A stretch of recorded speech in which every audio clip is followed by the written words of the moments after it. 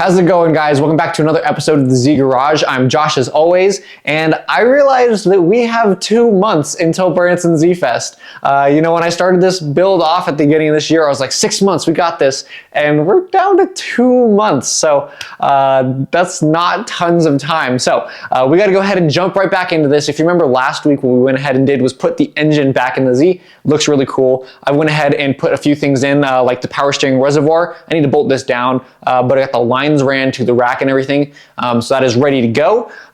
We just need to go ahead and just do some really small stuff on that. I do need to go ahead and replace the pilot bearing in the transmission. I looked at it and actually has a groove on it. You should replace it anyways, but I realized that mine is actually physically damaged, so I'm going to be replacing that. We're going to put the clutch back in. We're going to get the transmission mated back up to here. I don't have the brackets to support the starter bracket quite yet. But that is something we can put on down the line. It's not going to hold us up. So we need to get all that back in because I need to start measuring up transmission mounting brackets that I need to order. I'm going to need to order a new drive shaft because my old one doesn't fit. So it is just a mad dash this week in order to go ahead and get everything back together because, like I said, we have 2 months. So my plan, if possible, is to get this running here in the next. Realistically, I would want it to be 3 weeks, but I think we're going to probably hit about 4. I've got a bunch of harness stuff on order already for this, but I think none of it's coming in this weekend, unfortunately. So it's going to be next weekend that we're going to have to go ahead and start working on that. And I'll work on it over the week, obviously, and film as I go. But that is going to be pushed off. So we're just trying to get all the mechanical stuff back in this weekend so we can start focusing on electronics next weekend because that is like one of the main things that is going to hold us up. I think at the very end of last week's episode, I went ahead and put this intake plenum back on here to see where the fit and clearances were. And it's a really big manifold and it's a really big throttle body. So I have been having issues figuring out what I want to do with where I want to put the throttle body, how I want to make everything look, just because of the clearances with the hood. We have a cowl coming down, so it kind of decreases the amount of room we have under there, as well as just the throttle body is just physically so large. So that is going to be something I'm going to be working on kind of in the background. We might not see that here this weekend, but it is something to take into consideration if you guys are going to be using this manifold or something similar to it. There is just not tons of room. So like I said, we're just going to be jumping into it this week, guys. I've got stainless steel brake lines. We're going to go ahead and put the brakes back on. Not that it's super necessary to drive it, but just keep adding parts to it. I've got all my cooling stack back there. We'll go ahead and put those in. I had my headlights out, so if you remember, I'm doing the 87 to 89 front end swap. So we're going to have to go ahead and drill a few holes up here to make those fit. We'll obviously be able to test fit them with the hood and make sure all the gaps are looking really nice. But yeah, we're just going to be doing as much as we can this weekend. So guys, stay tuned. I think this is probably going to be a fairly long episode if you are enjoying all the content from building recently. I'm looking forward to it. I know a lot of you guys have expressed a lot of joy with how much content I've been putting out recently, so I'm super excited with it too. So let's go ahead and jump into it, and I'm going to start on the pilot bearing. All right, guys, we made some good progress. I went ahead and replaced the pilot bearing. I just used one of these tools. That's the part number. It didn't quite fit, so I actually had to shave it down a little bit.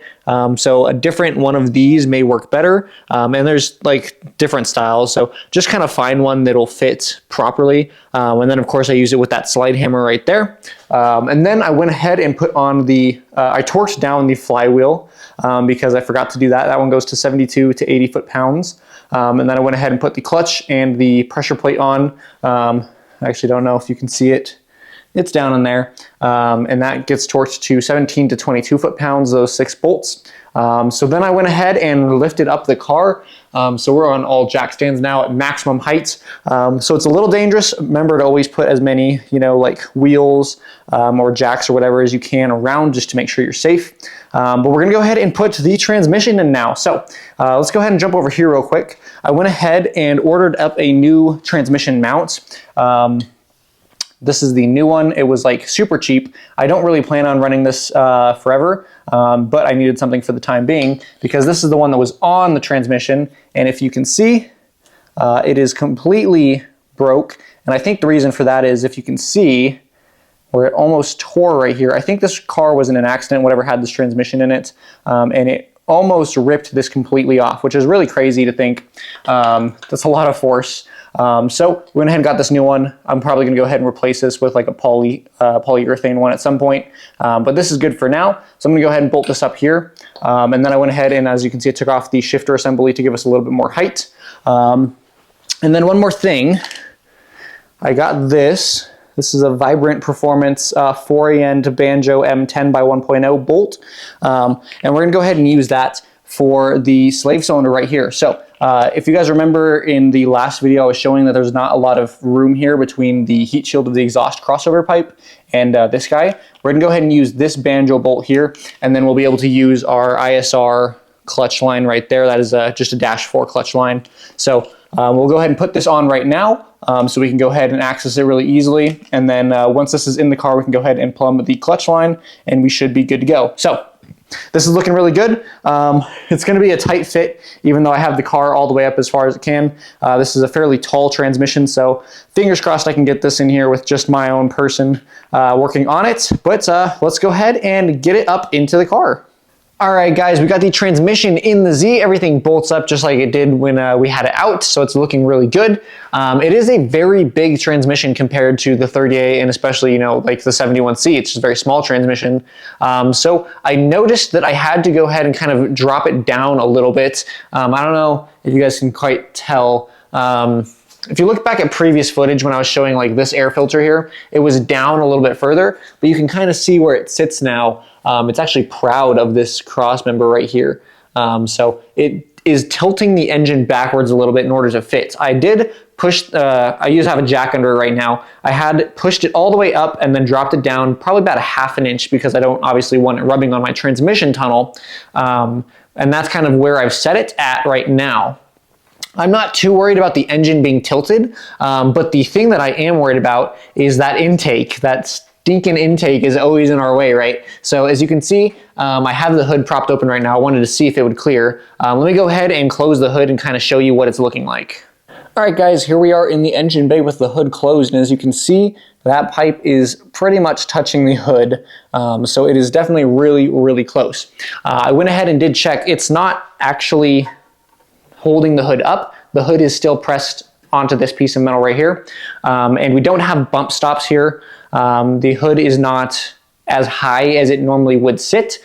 So we're not going to be touching it under standard, normal conditions.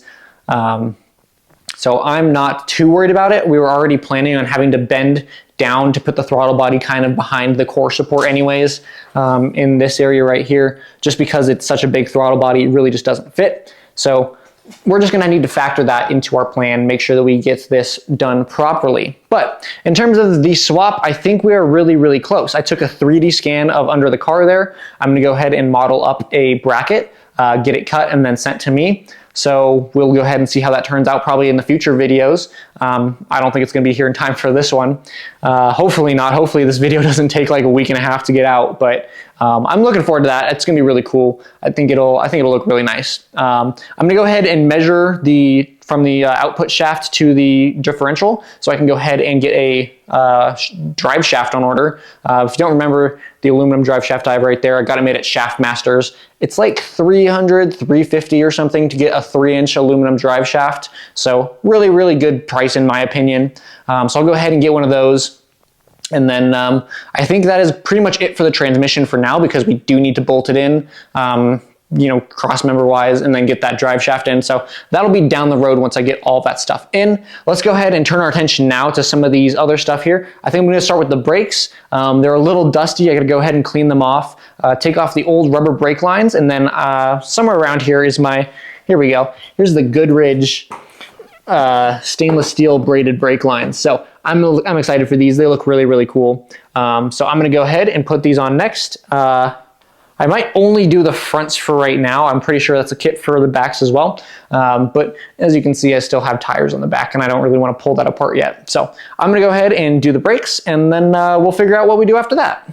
All right, guys, we got the brakes on and they're looking really good. The stainless steel brake lines are actually super easy to install. I didn't think they'd be hard, but they just really bolted right on. Perfect fit. I really, really appreciated that. Comes with new hardware for right here and everything, so looking really good. The brake calipers, on the other hand, if you can see, I don't know if you guys can see that well, they are kind of chipping the paint and everything. Just not looking that good. So I might go ahead and refresh these at some point in the future, but not right now because we have a tight timeline like I've been talking about. So got this side done, got that side done. Everything's looking good. I'll do the backs at some point, probably when I go to do the differential, if we do the differential. It looks like the backs are 2 pieces each because there's 4 more pieces in here still. Comes with all the nice new crusher washers, which is really nice. So like I said, this is looking really, really good. Super happy with it. I think I'm going to go ahead and probably try to get the cooling stack in now. I think that is the next step for me. I think I will be happy with that. So I'm going to go ahead and jump into that. I think we've got the AC condenser and then the radiator and then the radiator fans. I think those should all fit in here pretty easily. No issues with that. And then we'll see what happens after that. So let's go ahead and jump into it. All right, guys, we got tons of work done. I kind of forget where I left off, but I'm pretty sure we were working on the cooling next, so it's kind of hard to tell. But the AC condenser is down there. We got the radiator in here. We got the radiator fans. I believe these are 2005 Chevy Malibu fans. You can go watch my video of me installing them. They fit almost perfectly. There are a couple options that do fit just a tiny bit better, but you know, we're literally losing, you know, that much area. We have 2 nice high quality fans here, so I'm really happy with this fan shroud if you're interested in converting to electric fans. And then I also went ahead and started getting some of the cooling pipes done.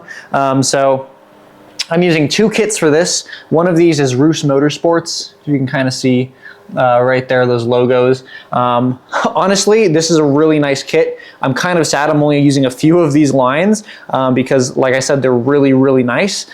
These fit so well. They just work really nicely. It comes with all the hardware, all the clamps you need. So this is the whole heater core assembly right here that I've got piped in properly. That took a second to figure out how this bolted on and how everything went, because it's kind of like a jumble, you know, little snake of pipes, but that's doing pretty good. And then moving up here, that Roos kit does not come with these pieces. They might now. I think I bought this like a year ago, but I'm using HPS silicone hoses here, and these ones, they're still very nice. They are just a very tight fit. All of these going on here, I really had to wrestle with them. You can actually see down there, maybe, that one is not quite all the way on yet. I think I might have to trim it a little bit because it is kind of kinked, and I'd want to go ahead and make sure that we have a nice flat finish. Let's see if I can get in there for you. Yeah, you can see it's just like all the way up on that tab on that pipe, but still just too far. So I think I'm gonna have to go ahead and cut that one a tiny bit. It could have been that I needed to cut all of these, honestly. You can see this one's actually just a tiny little bit low. Oh, sorry, you can't see that. This one's a tiny bit low right here, but it's not gonna be an issue. So the Roos, 100% perfect. So the HPS might need a tiny bit of trimming to make it fit. A lot of silicone lines are like that for some reason, to make them oversized. I would prefer if they were just the right size in the first place, but you know, you can't be too upset about it. So I'm gonna go ahead and get that guy down there situated properly. All of this is looking really good. I like the clamps that come with these. I don't normally like the worm gear style, but these aren't the typical worm gear, and they don't tear up the pipes, which is really nice. So these are all looking really good. And then I think after that, unless I think of something else, I think I'm gonna go ahead and try to put the headlights in. I think that'll be a really fun thing to do, to be able to close the hood and look at them. So yeah, I'm gonna go ahead and finish this up, and then I'll pick up with whatever I do after that. All right, guys, I don't know how this looks on camera, but to me, this looks like gold. Obviously, you know, we still need to work on this gap here is a little tight. This gap here is a little loose, but this is coming along a lot better than I thought it was going to. What I need to do is get the fender and put it on so I can go ahead and make that gap, make sure that we have everything there as well. But let me go ahead and I'm gonna take this out real quick so I can kind of show you what we've done. I've been following the tutorial on Turbocharged Creations. If you guys don't know him, he's a YouTuber. He's got a really clean, I think it's an 84, 85, I don't remember which one.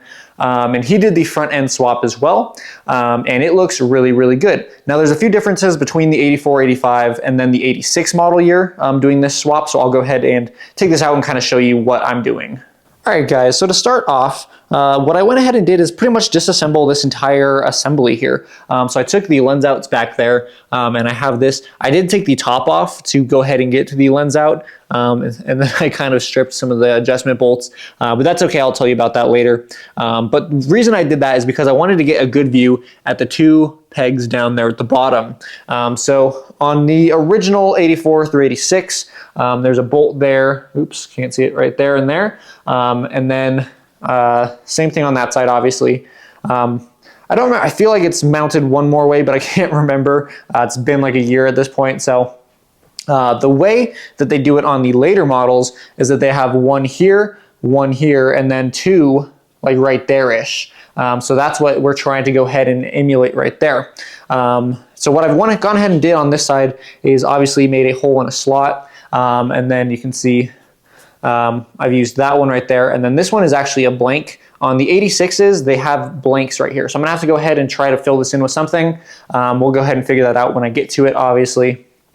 But a few of the differences between the 84, 85 model and then 86, from what it looks like at least, is that this spot right here where I've drilled these two holes, this doesn't exist on the earlier models. It's like a flat bucket like this right here. It doesn't actually curve up.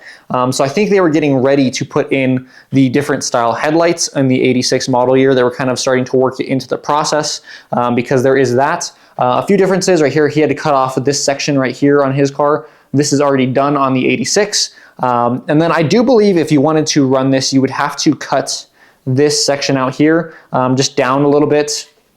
I'm not going to do that because I'm doing something a little bit different, but I believe you would have to cut, just kind of trim down and then back up because the headlight kind of sits further forward on the 87s, 87 plus models. So when I went ahead and did this, I took it apart, set it in here, got this one at least like loosely started, so it was kind of in the vicinity, and then just marked with Sharpie. You can see my Sharpie marks where I started to make the holes. I made a hole here and a hole here, fit it up. This side was too high, so I had to go ahead and make it go down a little bit. I believe this side is too low, so this one needs to go up a little bit, but that's okay. You know, that's just kind of the process that we're doing here. So overall, it's coming along very well. The reason that I'm not too concerned with cutting a lot of this stuff here is because when I take this you know, skeletal frame and set it in here, it fits perfectly fine. If you see that little tab right there on the side, it was hitting right here at the scuff mark, as you can see. But once I actually shifted this forward with the slot, it does clear. So I'm pretty sure I don't have to do any more cutting of this, just those two, you know, holes, quote unquote, slots really. So I think that is going to go ahead and cover us for modifying the headlight bucket. But like I was saying, I'm not going to be running the stock headlight in here. There's two reasons for that. One, I don't want to cut my car. And two, I don't like the stock headlights. Not that they're bad, it's not a bad look. I would just prefer something that's a little bit more unique, a little bit more the Z Garage. So I'm gonna be 3D printing and trying to make something that has at least one projector headlight. I'm aiming for 2 projector headlights in each headlight so that I have really good visibility, so that it's nice, crisp, and clear. And then also at the same time, I'm doing the sleepy eye mod, which means that these are not going to be able to come up and down.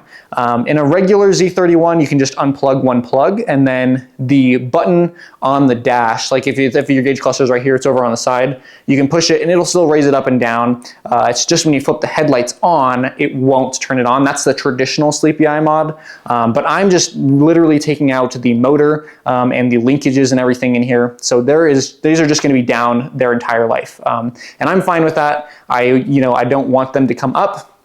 I don't foresee a reason for me needing to bring them up. I was going to do the sleepy eye mod a long time ago. So I'm in the mood for it to be low and bright and nice. So I'm going to be designing my own headlight housings. So that is why I'm not going to be cutting any of this, because I will literally just design mine around this so that we don't have that issue. So that is where I'm at right now. I need the fender to kind of continue on to really get this lined up. I think I'm going to probably leave this for now until I get my fenders in, which is probably next weekend, give or take. I might start on wiring this next week. So depending on how that goes, we may take a week or 2 off before we get the actual body panels in here. But that is going to be the next step for these headlights. It's really close. Literally, it's just a bolt and then 2 holes and then this guy right here. Well, I think I'll try to put a riv nut in here if I can make one fit. So Like I said, I'm super happy with how it came out. You saw in the previous shot how the hood was closed and it looked really cool. I'm super excited, guys. So I think I'm gonna go ahead and do something else for now. I'll let you guys know what that is when I come up with it. So let's go ahead and fast forward to the future and see what happens. All right, guys, I think this is gonna be the end of the video. I got a few things done on here, just tidying up. The transmission is fully in the car. Like, it's got its own transmission mount on there. Everything's connected. I've sent off the drive shaft length to get ordered. I don't know if I've mentioned it already, but for 2+2 with the CD09, you're looking at 43¼ of an inch. So 43.25, right? If you happen to have a 2+2 and you're doing the same swap, you can get the same one. But otherwise, I got the second headlight in. I somehow drilled these holes worse, so they're both slots instead of just one of them. So that's pretty funny. I think I'm gonna go ahead and use plastic washers and nuts with Loctite on them, or sorry, a nylon lock nut on the bottom to hold them in. I'll show you the closer up of the holes in like future videos. They just kind of look really ugly, and I want to make sure it's nice and secure, and it also doesn't mar the nice, you know, paint and everything everywhere. So once we're finalized with where these are going to go, I'm definitely going to paint those holes, make sure they don't rust, because it is just a lot of bare metal right now. But yeah, so like I said at the beginning of this episode, we have not so little time. We've got like 2 months, less than 2 months at this point, to get this car done, and I think we're really close. I think we can definitely make it. In the next week, I'm going to be, you know, planning a lot of the wiring harness because it's here and I can work on it after work. I can definitely get a lot of it run together. There's a few things that, you know, like if I need something, it might delay me by like a week. So I'm really, you know, got my fingers crossed that that doesn't happen. But I do have, you know, some small projects we can do in the meantime, just so we're not wasting too much time. So hopefully we can get this done in the next month. That's like my 100% goal, because I want at least 1 month between when we're done here and when I'm trying to go out to Branson Z Fest, so that I can actually paint it. I'm leaning towards doing it myself. It is a huge undertaking. It's fairly expensive, but not as expensive as getting it painted by someone. But I love the idea of doing it myself. I love the idea of doing it and then taking it and showing it off at Branson Z Fest. So I'm leaning towards that. If for some reason I find out that I can't do that, you know, I might end up taking it to a paint shop if I can find one that'll kind of see me in such a short notice, because even a month really is not a lot of time to get a car painted professionally. So that's kind of what's coming up next. These next few months are going to be, you know, super fast, super intense. I'm going to take you guys along with me, and I really appreciate you guys watching, and I'll see you guys next time. Have a great week.